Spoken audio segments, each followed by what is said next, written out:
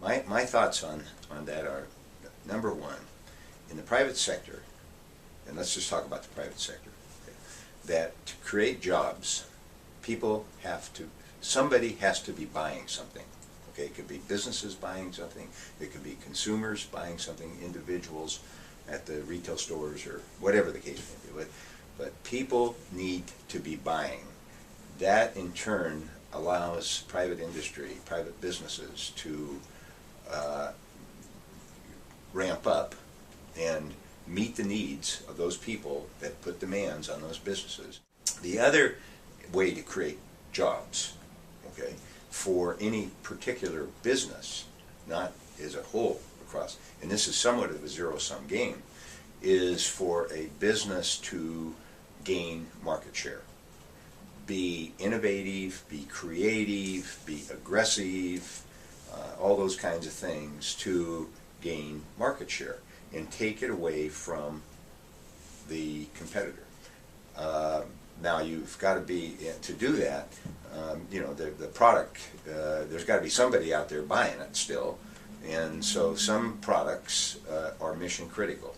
For example, in businesses, in our industry, we're in the copier, printer, document management area, and so businesses, if they're going to function and still continue on, they've got to have the kinds of products that we sell and that we do consulting for and this type of thing. The other aspect of this is if it's not a market share issue, then it's got to be a rising tide issue. And what creates the rising tide? Well, that's the one that nobody's really figured out in the current political environment. How do you do that? Do you throw cheap money at it? Money couldn't get any cheaper than it is. Do you reduce everybody's taxes? Well, that might have some help. I mean, it did help on the housing issue. They had a big tax credit, and for a while there was a blip or a shot up of housing activity, people buying new homes that were getting a credit and that type of thing. So tax policy does work to a certain extent. And then you have the other theory, which is the monetary theory, which is you lower interest rates and then everybody goes out and borrows money. Okay, well, that all presumes that there is confidence throughout the land, that people are going to borrow money, that banks are going to lend. And right now what we're seeing is there's so little confidence in what's going on. There's so much apprehension on the part of people that they don't want to make decisions about borrowing money. The banks don't want to make decisions about lending the money. The banks have the money, but they're not comfortable with who they're lending to because they don't know when the other shoe's going to drop.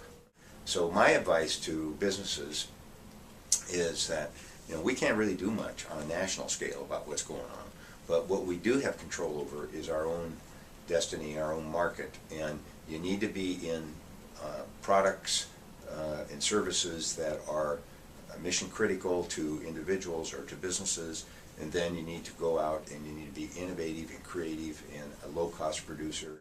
Anyway, that's I guess a long way of getting around to the question, which was how do you create jobs? I think there's two ways. One is that you gotta hope that somebody figures out how to change the environment out there, or secondarily, you've got to be in a business that is innovative and is aggressive and can gain market share, and then you will create jobs.